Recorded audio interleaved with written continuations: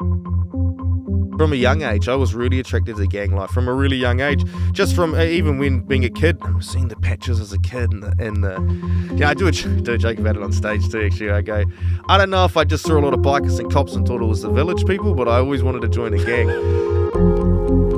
I'm a gay left-handed half-caste Scottish Māori. How many fucking points does that get me? You can throw in for ball blokes, sir. Ball blokes, yeah, absolutely, yeah. And now I've got HIV. I've got everything.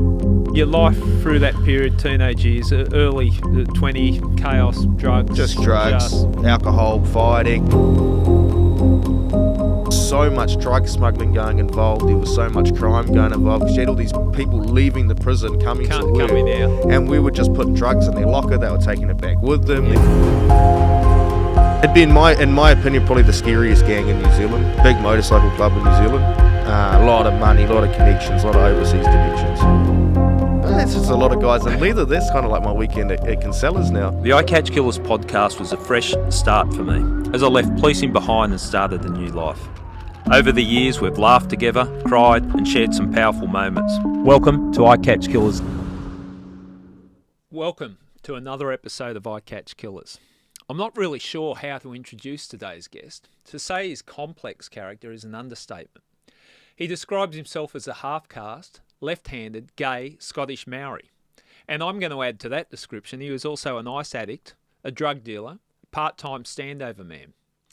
Sadly, he was sexually abused as a young child, but he managed to break away from a life of crime. He also acknowledged his sexuality, and then was betrayed by a man he loved that sent him back spiralling into a life of crime with a burning anger and resentment.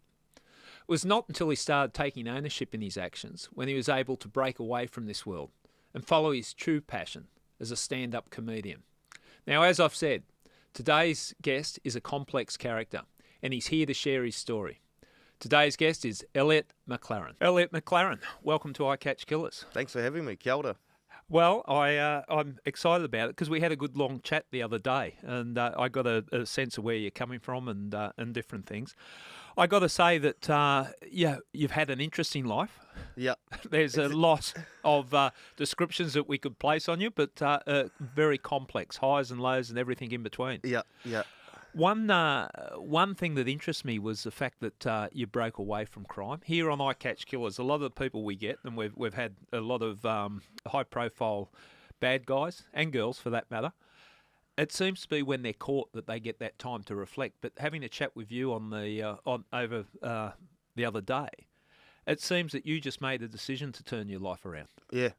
I don't know if it was. I think it was just because I was unhappy. I always knew at the start, when I first started being bad, I always knew that was the wrong thing to do. And I always hated it, but I always hated my reality anyway. So it wasn't until my reality started to change and I actually really enjoyed it that I was like, do you know what, I don't want to lose this, especially after coming out of the closet and that sort of thing. Yeah. A big weight lifted off my shoulders, so but I'm lucky enough I'd never been convicted, so... Well, I was going to ask you that. You're either the world's best bad guy, as in clever and getting away with it, because you haven't been convicted or caught. Yeah. And we'll put a disclaimer, any crimes that you discuss today are crimes that a friend of a friend apparently committed. Thank you very much for saying that, because that's the only thing I was really nervous. I don't know if you ever heard the MF Doom song, Rap Snitches, but that's all that's been ringing in my head the whole time I've been coming on here. Rap Snitches. I was like, oh God, I'm going to get it. Okay, well, we're not talking about Elliot today. He's here representing a friend of a friend of a friend. I'm just waiting for an extradition back to New Zealand. You said what? Why am I being subpoenaed over to New Zealand? Okay. I don't know if it's the fact that I'm a good criminal. I think it's a lot of luck. Yeah. A lot of luck, because it's always that old thing when you're being a criminal. No matter what you're doing, whether it's drink driving or you're selling drugs, it's not if you get caught, it's when. Yeah. It's always going to happen. It's inevitable. Well, there's a saying between cops and crooks that, and I've heard it's played out in movies. You hear it said a lot. The thing about being a crook, you can do your crime and you do your crime. You make one mistake, you get caught. As cops, we can miss an opportunity, but we might get you next time. Yeah. And I always think I don't, and I ask people. I'm asking you genuinely, or your friend of a friend that was committing these crimes. What does it feel like knowing that at any time there can be a knock on the door and your life as you know it can be taken away, as in you can be put in custody? That's one thing that people don't realise. It's hell. I hated it, especially like when things start getting bigger and you've got bigger and bigger piles of drugs that you've got to move, you're doing bigger things, you feel sicker. Yeah. You feel really sick. Getting away with it, you feel great. It's just like great, sort of like, oh, awesome, I got away with it, stress release, but you don't feel good. You know, like you never feel good. When I'm getting in a car, I'd get in a car and I'd drive for 8 hours or 9 hours and I'd have 10 ounces of cocaine in the car and I'd have, you know, whatever, it could be a Glock, it could be ice, it could be 3 ounces of MDMA, all of this all in one carload. Yeah. And I'm travelling for 8 hours. You're shitting yourself. I got pulled over and got a speeding ticket one time and I couldn't believe No, the car wasn't searched. And that wasn't searched at all. It was just lucky. I think it was just lucky I had a Māori cop. But she pulled me over and I was like, oh, kia ora, sis. And she's like, oh, hey, bro, how's it going? She's like, going a bit fast here. I said, oh, how much? And she goes, 17 Ks over the speed limit. So it's not like a couple of kilometres. And I was like, oh, sorry about that. And she just gave me a ticket and let me go. I was like, thank God. But yeah, you're living day to day. And when you were using drugs too, when you were involved in dealing drugs but using drugs, you'd have the high from using drugs and then you'd have the paranoia that must kick in. It must especially with ice. Yeah. If you're using ice, you're paranoid as it is. Yeah. You're always paranoid. But I used to have these, I used to go nuts. And sometimes I'd stand in my apartment and I'd look through the peephole for 4 hours plus. Yeah. Completely atrophied. Like your whole body atrophies because and I'd just be looking through a peephole like this for about 2 or 3 hours, just looking at everything that moved. When you come away from that, do you look back and go, that's weird? That's so weird. I think it's hilarious. I don't know if it's the comedian in me, but I just think it's so cooked. It's so cooked. It's like, what are you doing, mate? I can't believe what I was up to. Some of the things I look back on, I was like, wow, that's cooked behaviour. Well, the other thing that came across having a chat with you over the weekend was the fact that, and I'm glad you said that you have some, let's say, guilt for the crimes that you committed and the damage that you caused. You're not going through life going, yeah, it was great, I got through it. You can reflect on it and say, well, there's people that you've hurt or people that you've impacted on their lives. Talk us through those feelings. Yeah, absolutely. I mean, that's always in the back of my mind. That's kind of what I do, why I do what I do every day now. You know, like all the things I do that I don't necessarily want to do, especially it could be right down to like just staying fit and healthy. Yeah. All of those sort of things, I do that so that I stay clean, so that I don't hurt people again. Because I feel, you know, like especially, it's not so much there's obviously the victims, I feel horrible, but it's really my family. I've lost relationships over it. I lost a relationship over it. You know, I hurt a lot of friends and I affected people's lives, you know, like some people are never going to be the same again. So I always think about that. And I just, now I suppose you live this life of like sort of obligation. Yep. If you know what I mean. Not like in a religious way, but like obligation in the sense where it's like I'm obligated to do, I've done really bad things. I've got to make sure that I stay good, because otherwise then it's all for nothing. Well, you must have to hang on to that, because I know, speaking to other people that had addictions or lifestyles and all that, quite often you're one failure away or one setback away from falling back into the old habits. So you've got to consciously make sure that you don't. Is that what you're saying here? Yeah, absolutely. Yeah. You're never far away from relapse. It's only a couple of steps away. Like I just had a bad almond croissant and I feel like relapsing. So, Jesus. No, it's ruined my morning. I'll just check with the producer. Are you allowed to record a relapse live on iCatch? That might take it to a new ground. You're looking fit. Like I must admit, I saw you as I walking in the studio. I think you're looking fit. What are you doing to stay fit? Just I swim heaps. Yeah, and I got really into swimming only recently. It was I took my dad. My dad's got really bad dementia. Right. And he came over with my mum last year. I took them to icebergs. Waste of money if you're ever going to go. But I went to icebergs. They wanted to go. It's a touristy thing. And so me and Dad went swimming. And this guy, he's like, he can't read a book. Smoked me in the pool. I couldn't believe it. He's 67. And he whipped me in the pool. His motor skills are just still he could just keep going. So I don't know if it's because he doesn't remember that he was tired from the last lap and he just does another one. Or like a goldfish. Maybe he's just forgotten he's done a lap and he goes, oh, I haven't even done a lap yet. But he smoked me. So I got into it last year. I think the first time I tried it, I did 200 metres and I just died. I'm a pack-a-day smoker. Yeah. And then after about a month, I was doing like 17-minute kilometres. Right. Okay. Well, that's kicking along. Yeah. In the pools? Yeah. The pools? Yeah, I do. Just because you got laps, you got to, like, it's Yeah. a measured distance. You can tumble and go back, and you know how many times you've done it. So Yeah, just the laps, and you're not scared of sharks. there might be a little element of that. Yeah. You guys have all of that over here. I look at these people, whether it's down at Bondi or any of the beaches, and they go out and swim on dusk and get out there and swim headland to headland. And the only thing I'd be hearing is the theme music from Jaws. George, I don't know, because when I first came here, I lived in Manly. Yeah. And they do Shelley Beach and back every Yeah. morning. And I'm like, what are you doing? I know. It's but At anyway, 5 a.m., yeah. Each to their own, if that gives them the kick that they need. So, this is me being perceptive, but by your accent, you didn't grow up here. No, by my accent, if you're wondering, I'm one of the bouncers here. No, I'm a Kiwi. I've only been here for about 2 years. You have made a reference to the fact there is, now that I reflect, there is a lot of Kiwi bouncers. Yeah, heaps. I actually did it on stage a couple of nights ago. I got up on stage and tell everybody, if you can't tell by my accent, I'm one of the bouncers, and everybody just lost it. But, Yeah, definitely. So where'd you grow up? In a place called Picton, not our Picton? Not your Picton. Okay. Similar, but our Picton's at the top of the South Island in the Marlborough Sounds. People might have heard of Marlborough because it's got all the Sauvignon Blanc and stuff like that, but we're in the Marlborough Sounds, which is like, it's a big sort of mouth that it's at the top of the South Island, but really beautiful, but similar to Picton in a sense where it's a rural town. Yeah, a lot of drug use, a lot of crime, a lot of bad examples. Because it is that rural town and people are getting a bit bored and different things. Yeah, I think opportunities are low, and it's not like just opportunities as in making money and stuff like that. They're always lower than the city, but it's opportunities of expression, I think. Yeah. Okay. So your childhood, how would you describe it? Brothers, sisters? Oh, you got a twin, haven't you? Yeah, I got a twin. Yeah, I got a twin. I got a twin. Older or younger? He's older by 15 minutes. Yeah, he's 15 minutes older than me.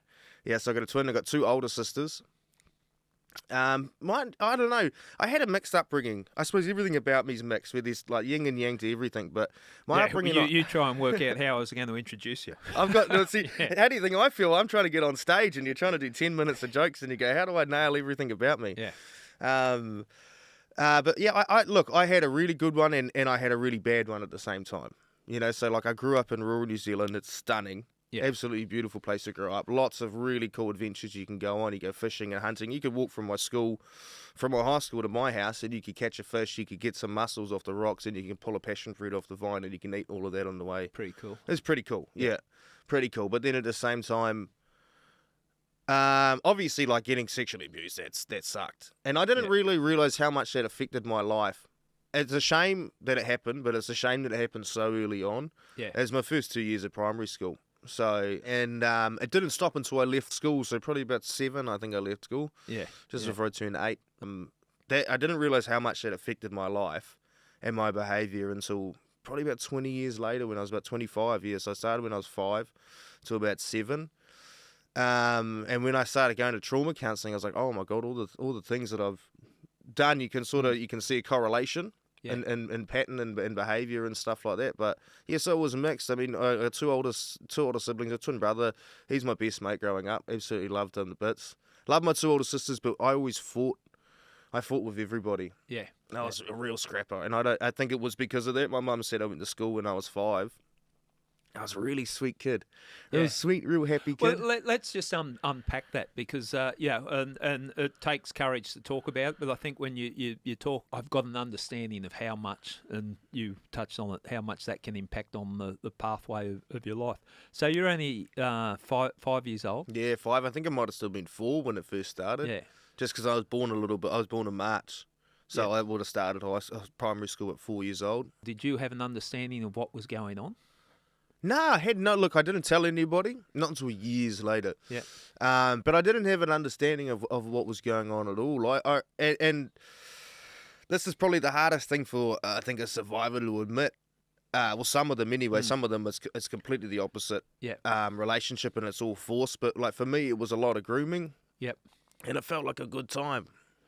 Yeah, that's the insidious nature of the crime, isn't it? Yeah. Because it is that grooming, and it's confusing a kid. The kid is looking, whatever adult tells you is the right thing to do at that age.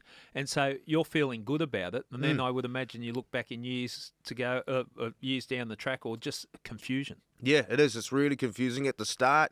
You think it's just games. You're just playing games. You're just being silly, especially when you're 4 or 5 years old. You got no idea what's going on. You don't even know what sex is. So you don't know what you're doing is a sexual act. Yeah, well, you don't even don't even know what a sexual act is. You don't even know how to spell the word act. You're 4 years old, so so it's really confusing, and then you build a relationship with them, and it sort of becomes like obligatory to show up and to be a part of it. And then I remember when it all got broken up, I sort of just stuffed it away into the back of my mind for years. And it wasn't until I started puberty and I started looking at porn and stuff like that. And then that's when it all sort of came flooding back. You realised what was going on? What was going on, yeah. How frequent was it?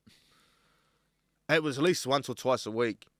And what, just taking an opportunity? Yeah, and normally it would be a set up time. It would be like, meet me here at this time. Yep. Because it was such a small school, and there was no concrete in the school. It was all just paddocks. It was surrounded by farms. We'd just meet in the toilets, and there was no one else around. So he'd be like, meet me in the toilets today at this time, and I'd meet them there. And did anyone notice anything about you? I kept my mouth shut. I was so fucking terrified. And what had the perpetrator put that into your head that you don't? This is our little secret. Yeah, and if you get caught, if you get caught, you've done something wrong. You're in trouble. That. So I felt, if not equally responsible, more responsible, because I'm doing this. So they make you feel responsible for the whole thing. And I went to school as like a happy little kid, really happy little kid. Yeah. And then came home literally almost an overnight shift. I'm just a real angry kid. Yeah. Well, the confusion, like your senses would be telling you something's not quite right here. Yeah. But then when you look at it, well, I'm to blame because I'm complicit in it, and that's how they manipulate children. It's yeah. But it plays a price. I want to talk about when you discovered your sexuality and came out. Do you think this played a part in being a victim, or did that just confuse your sexuality? God, I'd love to answer that. I'd love the answer to that question. Do you know how many years I spent there thinking like, I'm not gay. Yeah. I just got molested. Yeah. And when I was a teenager, I used to sleep with not heaps of women, but quite a few women. I slept with quite a few women, trying to make myself straight. Because I was like, if I just do this enough times, it'll break through the wall. And then I'll just go back to normal, you know what I mean? Yeah. I've just got to muscle through this and I'll be straight.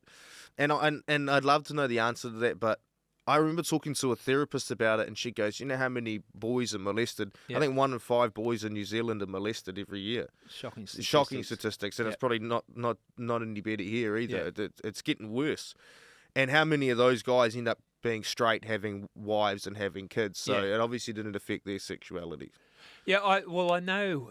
Well, I spoke to Russell Manser. We were talking about who sadly passed away. He was a victim of sexual childhood abuse, and he carried with him a lot of guilt in that he said by the very nature of the act, it was pleasurable. Yeah, and because you have a reaction because he felt something, and he was thinking, does that mean I'm homosexual? So he went through with some confused thoughts about his sexuality because he had been a victim. Yeah. You do. You really do.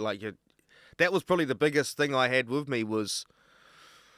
Yeah, don't get me wrong. That caused a lot of damage, the sexual abuse. But growing up in a really homophobic environment, that stacked it double. It was twofold, because not only have I done this, but also it's wrong because it was of a guy, so now I feel even worse about the whole thing. Okay, yeah, because I can see how it's all packing down on you. The perpetrator, have you had any contact with him? Is he still alive, or? No, and it was an interesting scenario where the original perpetrator was an older boy at my school, and then obviously I found out later on, after he'd sort of groomed me and gotten me roped into this situation, that it was all being conducted by an adult. Right. Okay. So he was almost recruiting people unbeknownst to him, he didn't know what he was doing either. But the guy he's gone, he's dead.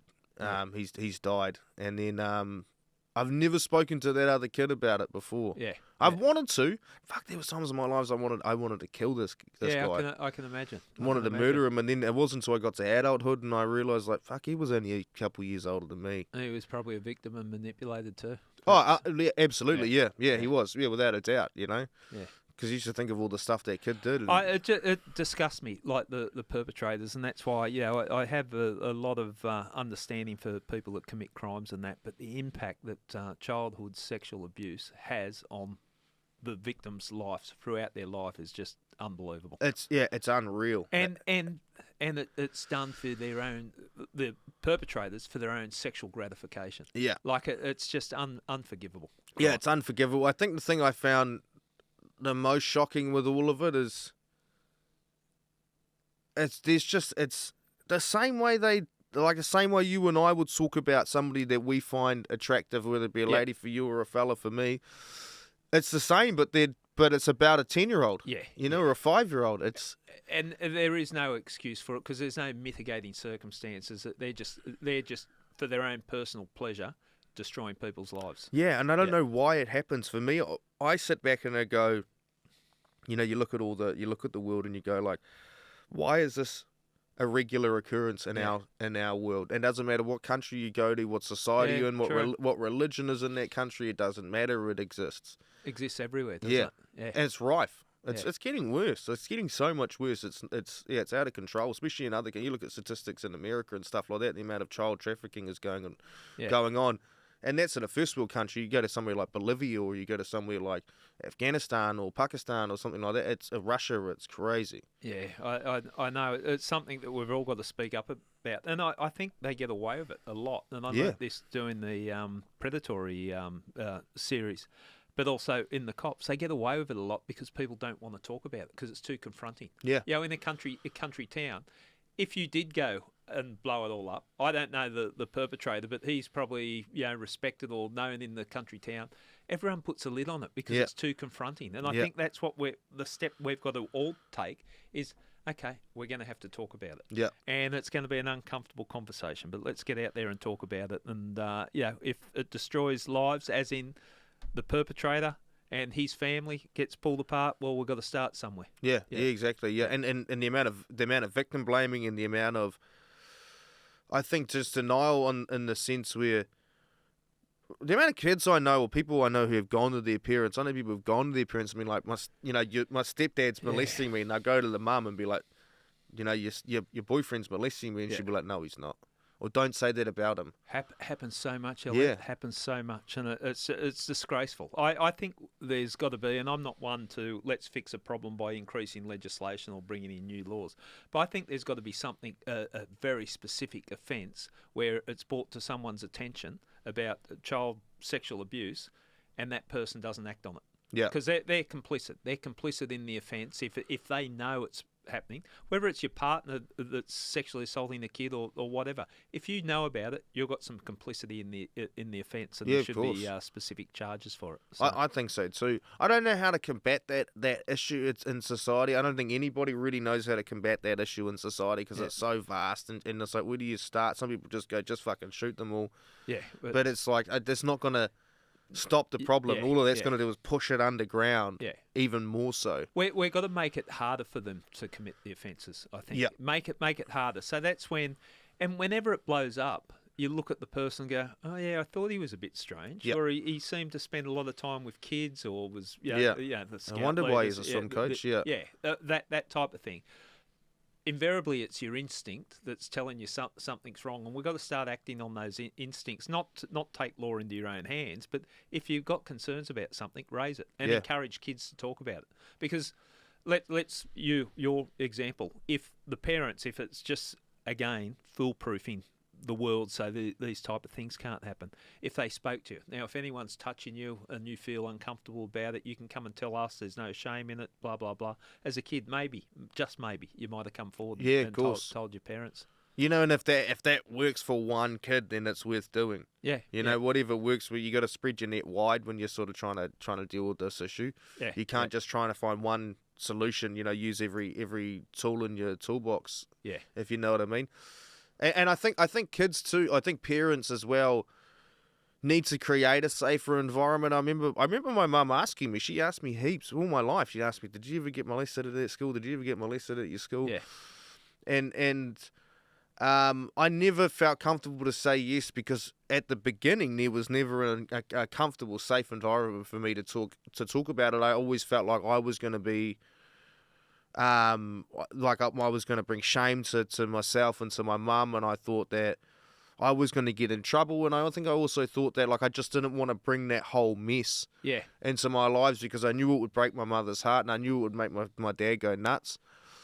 And I didn't want to create that environment, so you just sort of bottle it up. You just become a lightning rod, really, where you just absorb it. And well, the amount of people that are in prison that have been victims of child sexual abuse is just frightening. Yeah. And I always thought when sex offenders, like child sex offenders, went into prison, that they were called rock spiders and hated and got at if the other prisoners could.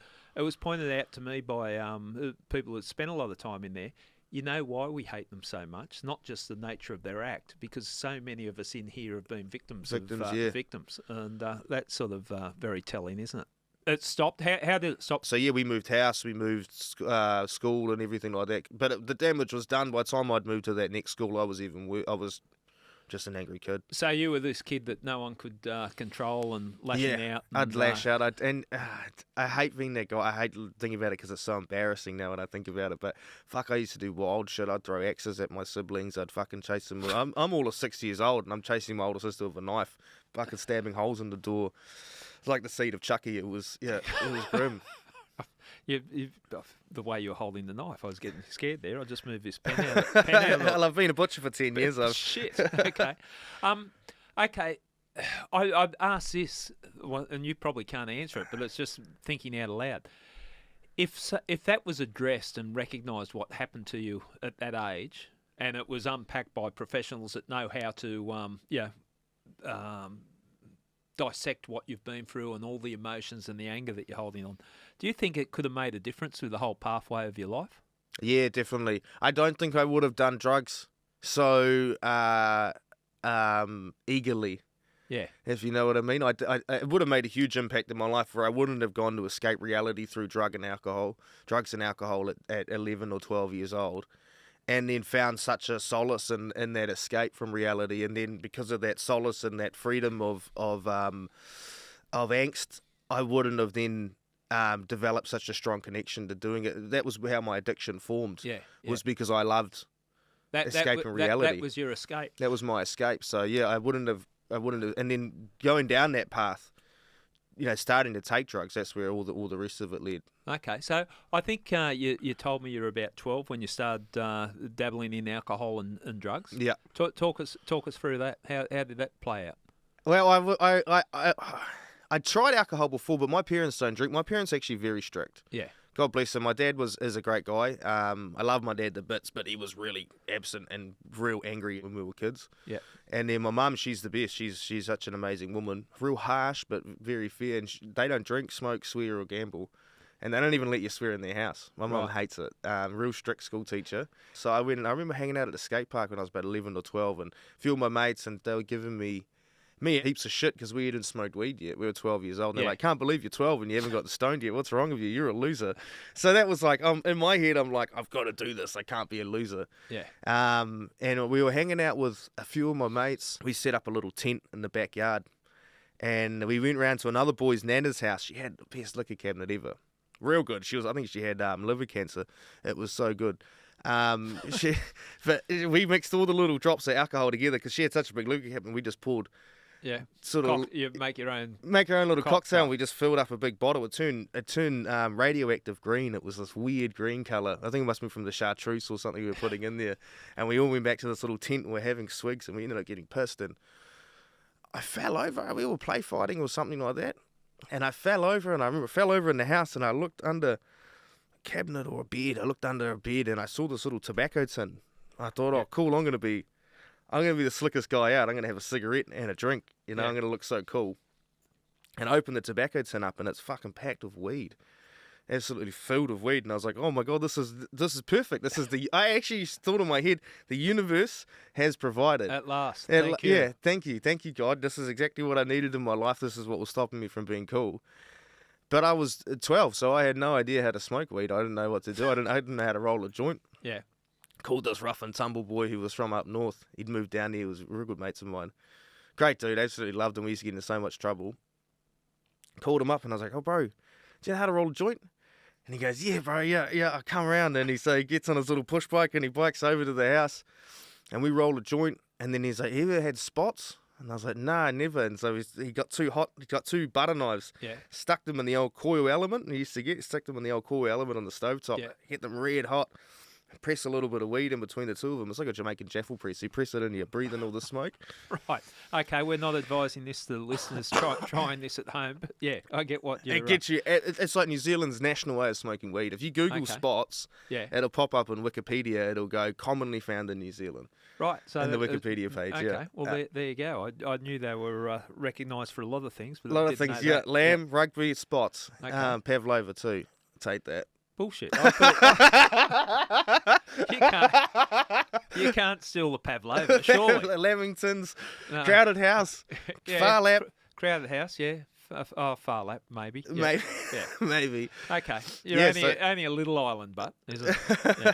Hey, what's with the Scottish background as well? Mother, father side? What was both? Yeah, so both. My dad's a first generation immigrant. His parents are Cockneys. They're all their bloodline came from Scotland, Highlands in Scotland, but they were his parents are Cockneys. They fell from West Ham and they sailed over. I think my grandfather was in the Merchant Navy. I don't know a lot about my dad's family. Yeah. He's got about 12 siblings. Right. And he doesn't talk about them a lot. He had a really traumatic childhood. So he doesn't say much. I met his mum a bit, but I never met his dad. So he's got Scottish blood. And then my mum, her mum's Māori and her dad's Scottish. So there's just to explain you've now lived in Australia for a bit and you understand our relationship with our First Nations people, and then what happens over in New Zealand. There's a different way, isn't it? They look at the Maori culture and the population have got. I don't know how to describe it, and I've been over there quite a few times and looking at it. But there's the Maori-speaking TV. Yep. There's a lot of respect given to it. Even your football teams with the haka and everything else that starts off. What's difference do you see between the relationship we have in Australia with our First Nations people and the relationship in New Zealand with the Maori people? It's worlds apart, and I almost felt bad when I first got here because we whinge a lot in New Zealand, and to be fair, we've got every right to for a lot of it. But the big difference, because I used to whinge, be like, we don't have enough rights, and then I get here and they don't have anything. Yeah, they've got nothing, and it's. I did a joke on stage where I go, there's over 600 Indigenous languages in Australia. They've got over 600 ways to say sorry, and the white people don't have one. Yeah, and okay, but it's such a different environment there because of the way it started. First and foremost, New Zealand Māoris are the only Indigenous people in the world to never be conquered. Yeah. So we never got conquered. They never they stole our land years later, but we signed a treaty. We signed Te Tiriti o Waitangi, which is the Treaty of Waitangi. And one of my ancestors signed that. I've got them here on my arm. My great-great-great-great-grandfather, he signed Te Tiriti o Waitangi and the Declaration of New Zealand. So because of that treaty, we shared sovereignty of the land, so we split it 50-50, everything. It didn't work out in that way. We didn't have a written language, and they stuffed us on the paperwork. They did 2 different documents, one in Māori and one in English, and then lost the Māori one and kept the English one. And then, we found the Māori one years later and found out that they'd changed a bunch of stuff, and they'd lied and they'd gypped us on the paperwork. But that's why we have such a good relationship, because we have actually got a binding contract saying, no, we've got this. This is every year we've got Waitangi Day where we go to the Waitangi Tribunal and we go, hey, look, they're trying to encroach on our side or whatever. So I found it fascinating. I was over in New Zealand with a person I was seeing, an Indigenous lady that was doing a keynote at a big Maori conference. And talking about the way that First Nations people are treated over here, and sitting in the audience with all the Maori audience, they were outraged when this person pointed out that our First Nations people were treated as flora and fauna up until 1986. Yeah, 1986. 86 or 89, something like that. Yeah, it's late 80s. Little bit earlier. But when that was said, I'm sitting there in the with the Maori population, and they were outraged. Yeah. And then they said, "And what do you do?" And I said, "I'm a policeman." And they were still outraged. And they were outraged. They would have hated that. But I went out with a group of Maoris that night, and we're talking about what was going on. And it was around the time when there was a debate on whether we say sorry, whether the government says sorry for the way First Nations people were treated. And they said, "See, that's the difference with you guys. If they came up to us and said sorry, we'd say, well, we'll consider whether we're going to forgive you." Yeah. But that's the power that they had. So the relationship is, even though we're so close together, but you've explained it in part because they never were defeated by it. They never were conquered. The way that the English managed to do it, the way that the Crown managed to do it was they just slowly started taking more and more and more and just stealing land off people. And they started all these funny acts where they were allowed to take the land because it benefited the greater population of New Zealand, but then they would lease the land back to white people, but they'd put them on 25-year rotating leases that were always renewed. So you'd have families that were on stolen land and they were leasing it off the Crown for hundreds of years, and it's all stolen land. Yeah. So like little things like that, but they only really started to. I think a lot of the damage was last century. It wasn't the one before that. It was in pretty good nick. But then last century, that's when they banned all Te Reo Māori in schools. Right. You weren't allowed to speak the native language in school. You weren't allowed to, and Māoris couldn't get jobs, so you couldn't get rentals. Even today, they still struggle to get rentals if you've got a Māori last name. And that's why almost all my cousins don't have Māori names, because our grandmother said don't get one because you get discriminated against. Yeah, you get discriminated against. Yeah, it was really bad. And when she first went to school, she grew up on a pa, which is like tribal lands. Yeah. And when she went to school, she couldn't speak English. Yeah. Because nobody really spoke English at home. And so when she got to school, they used to give you the cane if you spoke Māori. So they just caned this poor girl until she learned English. They'd just hit you every time you opened your mouth. You learnt real quick, but it was horrible. And there was all these stories of people getting their jaws broken, kids being bashed, getting put in hospital for speaking Māori, and then a huge amount of boys, they all got taken out around the 40s and 50s. They all got taken away from their families from like as young as 8 or 9 years old and put in boys' homes. Yeah. Which is kind of like you guys, similar to what you guys had here, the rabbit-proof fence sort of situation. Stolen generation. Yeah, so there's a bit of that going on in New Zealand too. A lot of Pacific Islanders and Māoris were taking off their families. And I mean, that's the whole reason why the Black Power's in New Zealand. The Black Power in New Zealand is the second biggest gang in New Zealand. It's huge. Oh, yeah. It's a massive gang. It's a massive organisation in New Zealand now. But that all started in Newtown and Wellington because they were going, whereas the police were going around and harassing all the indigenous people, they would walk around and be the witnesses. Yeah. And they'd get cameras and stuff like that, and they'd make sure that the police brutality wasn't happening because they could witness it. So they started as a movement, as an organisation, and then developed into a deadly gang. So you're talking about the Black Power gang? Yeah. They've got a heavy reputation. Yeah, very heavy, yeah. But look, I suppose my observation of it is that New Zealand, and you've just corrected me on quite a few things because I didn't realise that, all the shit had gone down on you guys as well from a Maori point of view. But my sense of it, they were more culturally aware and accepting of the Maori culture in New Zealand than what I see with Australia and our Indigenous, our First Nations people. Hugely, yeah. It's such a massive contrast of how different. You get on a train in Auckland, you're going to hear the next stop in Māori and then in English. Yeah. So there's a huge difference, and to have we've got 2 or 3 radio stations, we've got at least 2 TV channels, so it's we've got our own political party. Yeah.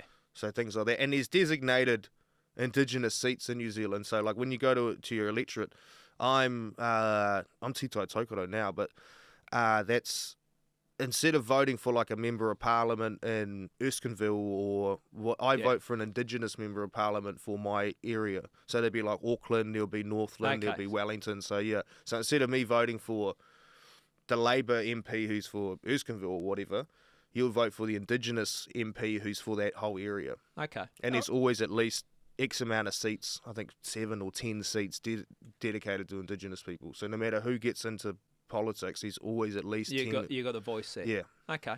Well, we'll progress further than we have here. Yeah. Okay, we talk about discrimination.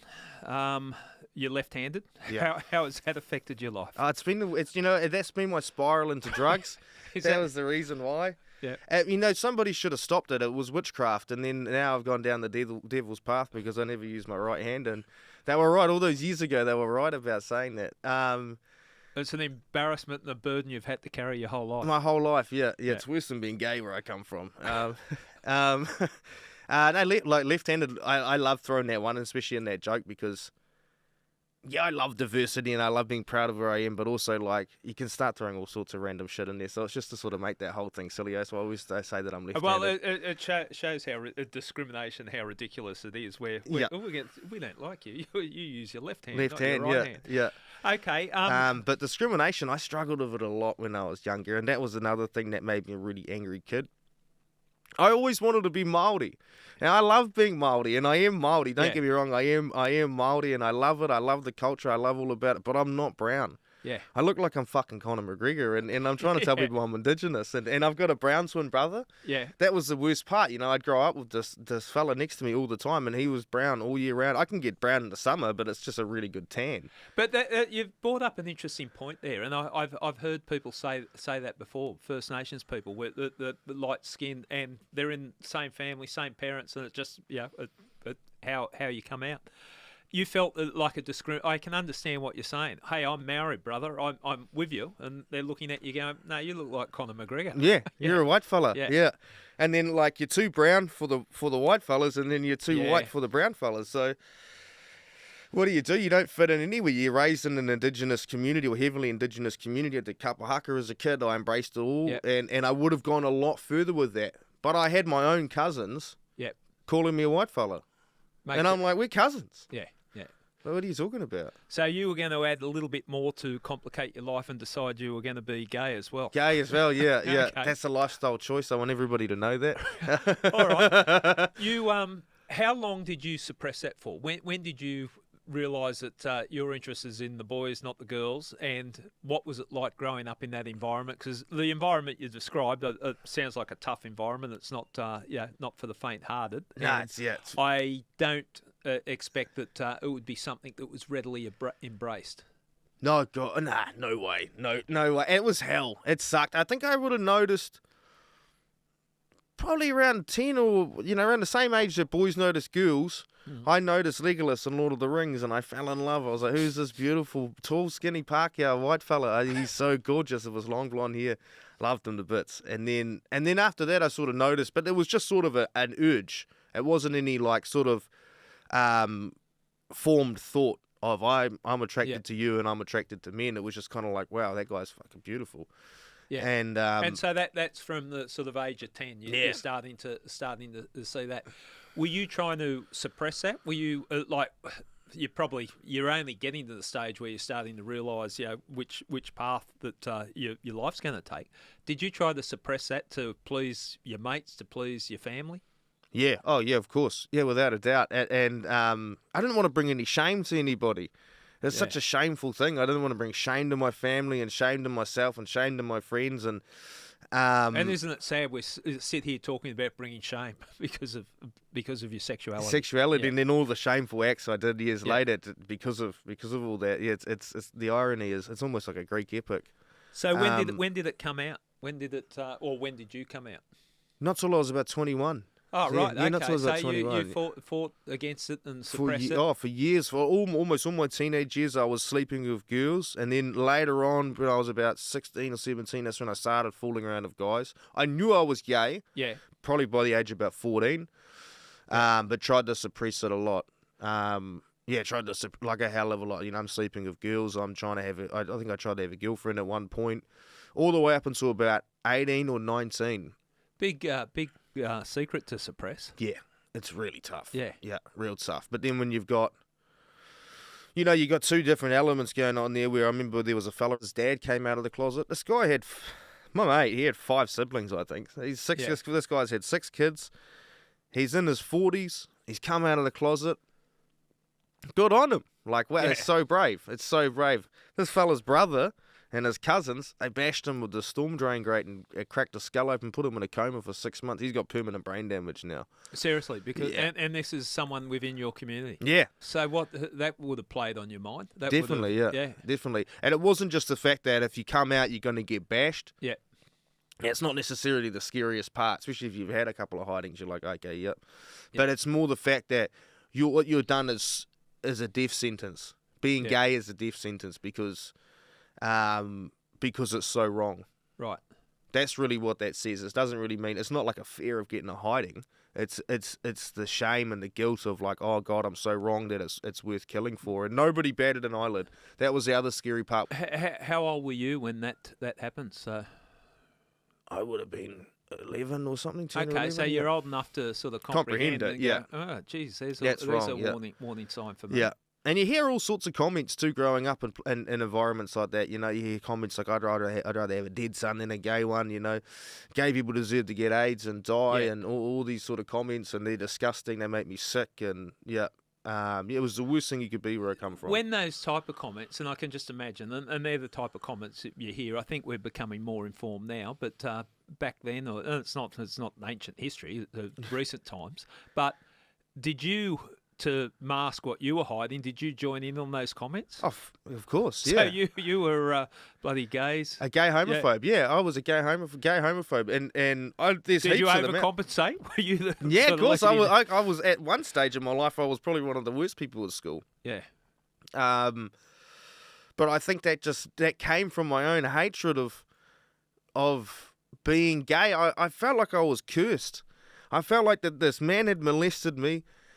Had made me like some sort of sick, deviant pervert, and from now on I was cursed. It was like some sort of fable or some sort of like epic. It was like the tale of my life. I'd been cursed. This is like this burden I've been cursed of. I used to curse the gods. I used to curse creation because I was like, how dare you do this to me?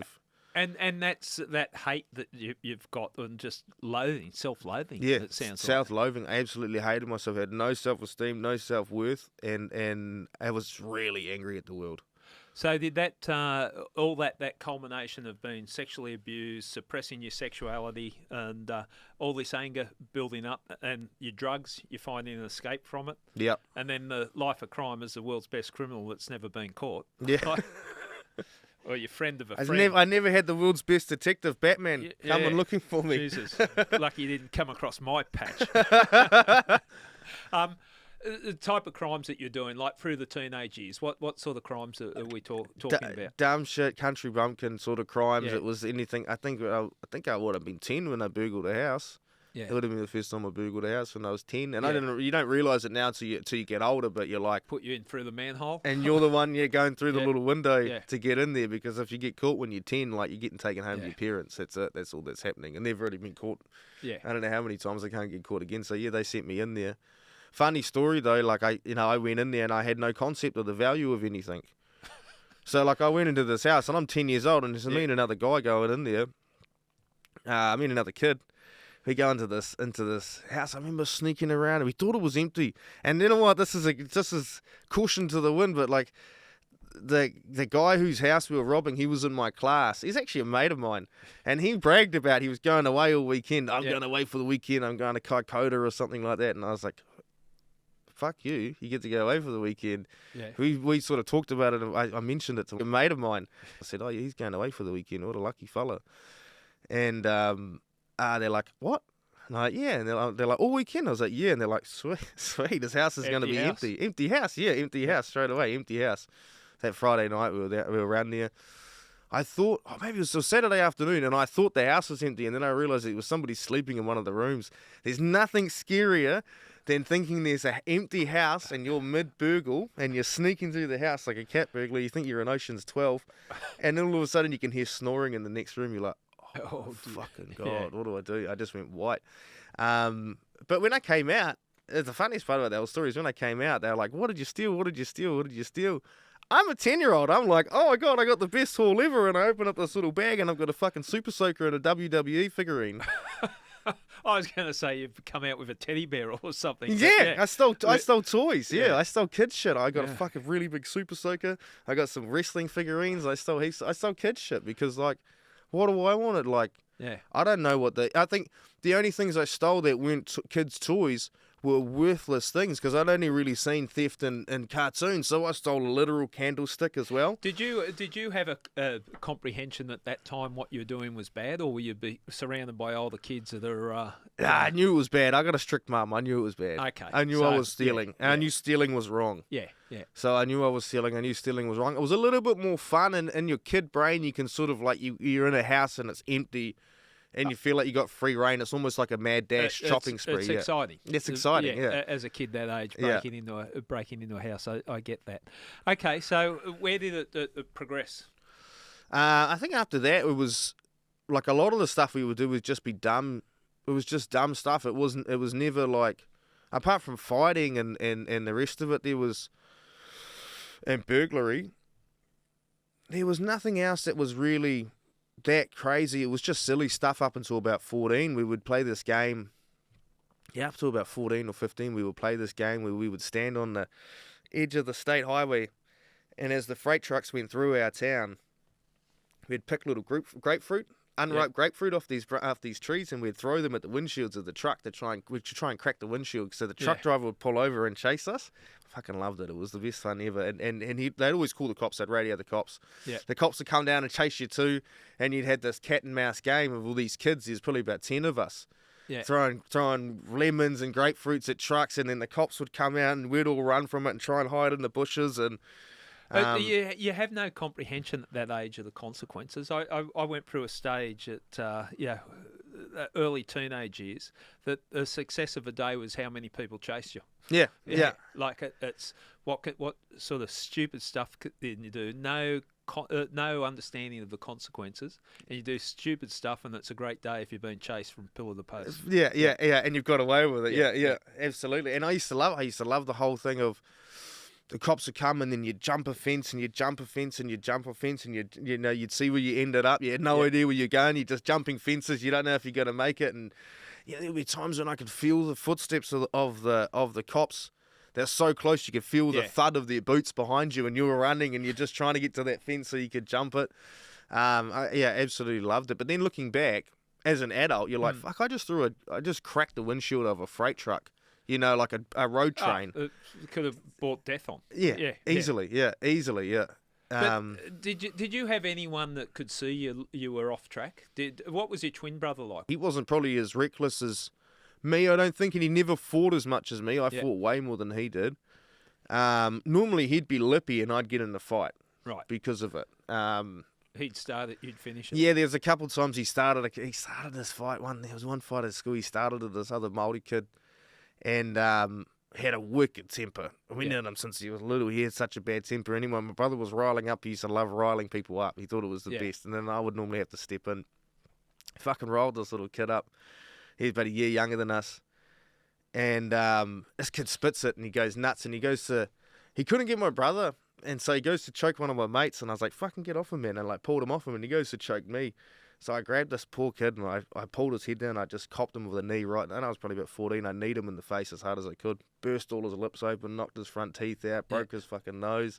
And that was the first time I was like, wow, I can really hurt somebody. Yeah, I can really hurt somebody. But that's because my brother was just being lippy, and this poor kid got... And you backing him up. So, all right, let's take you to the 17, 18. Where was your life heading, and what were you doing at that point in time? I was pretty lost, because by about 14, I'd started doing acid, I'd started doing pills, I'd started doing this, and there was a fella in the community. He was selling pills. They were like, he's selling them us for $10 each. We'd sell them for $30. We had this big lolly jar of pills.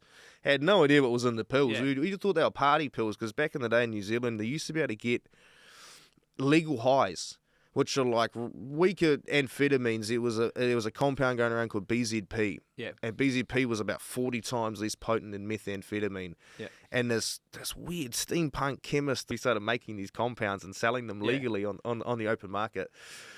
And thinking it was going to reduce like drug harm.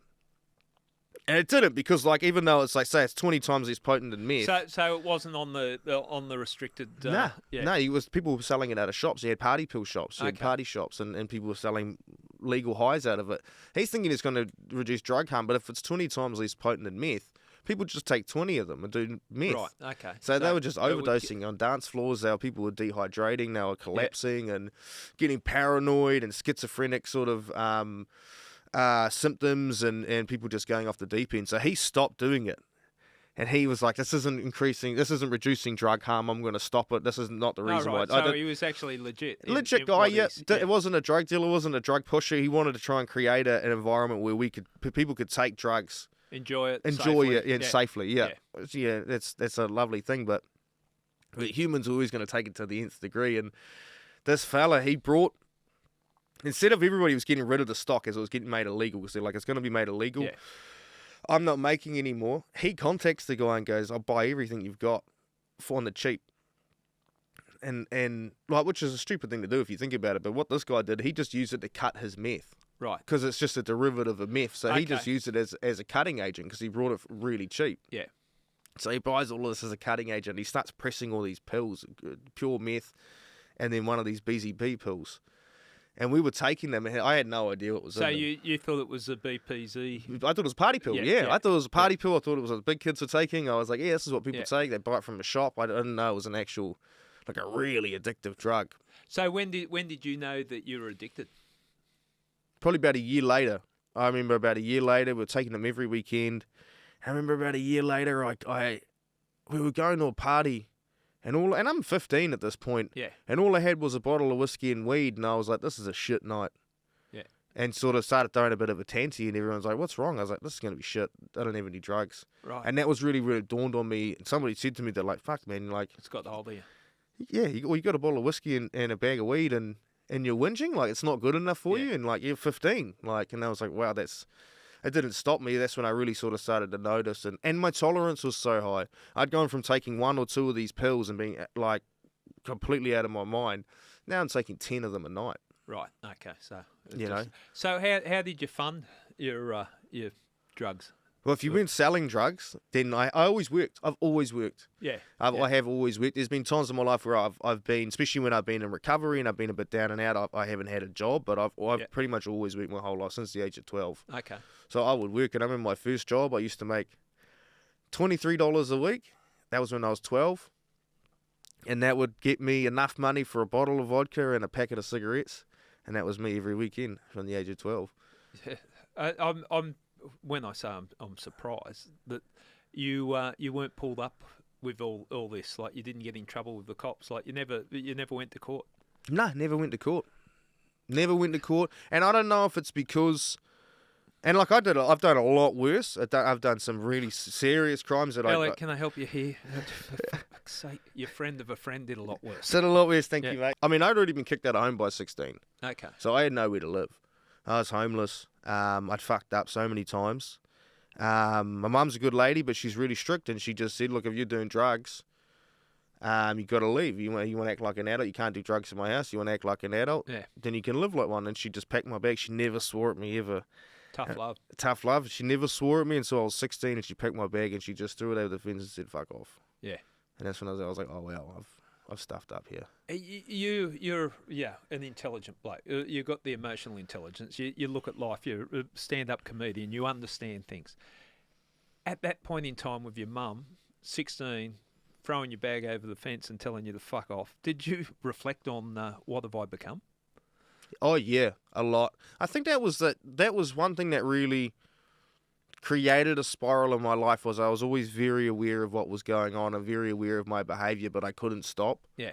So then you feel really bad because you're like, I know better, but I'm not. Because if you know better, you should do better. But knowing that you're doing something wrong, but you can't stop yourself because you need that fix. And does that play into that self-loathing? Well, I'm a shithead. I'm going to be more of a shithead. Yeah, I'm a piece of shit. Yeah, and that's what you just keep telling yourself. I'm a piece of shit because you're behaving like a piece of shit. You know, you are what you know. It's so destructive, isn't it? Yeah. Is there anything that you think at that age, and we're talking the 16, 17, when you kicked out of home, anything that anyone could have done to grab hold of you and go, what are you doing? Like make you look at yourself in the mirror? Probably not. Maybe my twin brother. I remember my twin brother had it didn't last, but I remember he had a word to me. Yeah. When we were about 16, and he goes, or 15, and he goes, if you don't rein it in, Mum's going to kick you out. Yeah. Like, you're going to have nowhere to go. You're going to be a bum. Yeah. You're going to be homeless. Like, and he had I reined it in for a couple of months. It didn't last long, but I just remember that did have an effect on me, was my brother saying something to me, and it still does to this day. If my brother tells me, like, what you're doing's bad, I'll normally listen pretty quick, just because I don't want to let him down. I love him so much. Yeah, that but makes sense. Nothing really. I think, looking back, I think what would have made a massive difference to my life was coming out of the closet earlier. Your life through that period, teenage years, early 20, was just chaos, drugs. Just drugs, alcohol, fighting. I'd moved to Christchurch. Started working in the meat industry, and there was this place that I worked at. And this is where I really got introduced to, like, proper crims. Yeah. There was a prison shift, 7 to 3:30, from they coming on the bus from Paparoa, maximum security. They come in, and these are the guys in the last 6 months of their sentence doing reintegration to society. So they'd come in, they'd work at this butchery I was at, maybe about 10 of them, and then they'd leave at 3:30 and go back to prison at night, and all the money gets saved into a bank account. When they got released, they'd have it. Great initiative, really good initiative. But the problem with it is, there was so much drug smuggling going involved. There was so much crime going involved, because you had all these people leaving the prison, coming to work, coming out, and we were just putting drugs in their locker. They were taking it back with them. There was all sorts. I remember there was this poor little Findian guy, this Fijian Indian fella who was there. He was in the squad, and he got released and kept his job there, and he'd owed all this protection money from prison, and he didn't want to smuggle drugs. Yeah. He said, "No, I want to be good. I don't want to make a mistake. I don't want to go back to prison." And they're like, too fucking bad, you owe us all this money. And he's like, no, please, can we work it out? So all I saw in the paper was his mum's house had been firebombed, and he disappeared. Right, okay. So heavy dudes. Heavy dudes, Playing for keep. Yeah. But like arguably the most, it'd be in my opinion, probably the scariest gang in New Zealand. Yeah. Probably the most powerful, the most well-connected. Okay. Yeah, I would say, was these guys running the crew. Big motorcycle club in New Zealand. A lot of money, a lot of connections, a lot of overseas connections. Yeah. So that was when I first sort of got introduced to that, when I was... So is that a life that you were attracted to or drawn to? Yeah, from a young age. I was really attracted to the gang life from a really young age. Just from, even when being a kid, a gang called the Tribesmen, they do an annual run, national run every year. Yeah. They'd always stop at his house. And I'm seeing the patches as a kid and the I do a joke about it on stage too, actually. I go, I don't know if I just saw a lot of bikers and cops and thought it was the village people, but I always wanted to join a gang. There's your confusion with your sexuality. Sexuality, yeah. I'm like, it's just a lot of guys in leather. That's kind of like my weekend at Kinsella's now. Okay, so it wasn't about riding the bikes. You had other thoughts. Yeah, maybe that's what I'm like. On. Maybe I was just confused. Maybe I didn't want to join the gang life. I just like the outfit, color coordinated outfits. Yeah. Okay. Well, look, we're gonna take a break now, and I was hoping I'd get you out of this dark patch at this point in time, but you're still in the drugs. You got fantasies about joining the gangs and everything else. You did turn your life around. When we get back, we'll talk about that. But then, just when you thought you had your life heading in the right direction, something happened and you spiraled out of control again.